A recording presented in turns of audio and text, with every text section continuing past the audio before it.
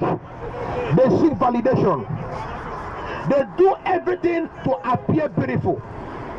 They go any mile to enhance their body because they are more concerned about external beauty than internal beauty. They want to impress men. They want to impress people. They seek validation. This is what powers men. But God is not interested in external beauty. My friends, God is interested in internal beauty, not external. You can be beautiful. You can have everything going for you, but you'll be lost before God. So God does not look at the outside, He looks at the inside. My friends, desire to be beautiful inside, desire to please God. Let everything about you glorify Jesus. Let now when they see you, let them see your Father. My friends, God is interested in inside of you. But you see, your outside tells who is in charge of your inside. Your outside tells who sits at the throne of your heart. Because if your outside is polluted, your inside can never be clean. My friends, what matters to you?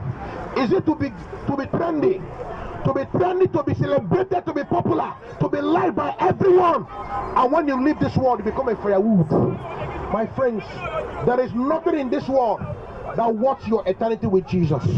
There is nothing in this world that worth your eternity with my Father. That is what the Bible says. What shall it profit a man to gain the whole world and to lose his soul? What shall it profit a man? They call you all nice name, beautiful name. They call you all manner of names.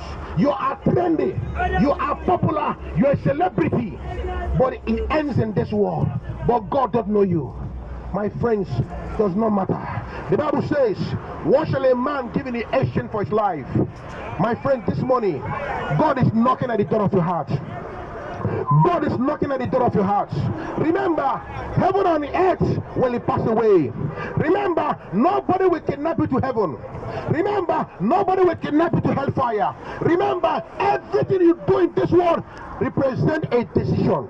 Whatever you do in this world represents a decision.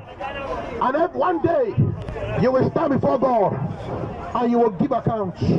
One day, you will stand before Jesus. You will give account.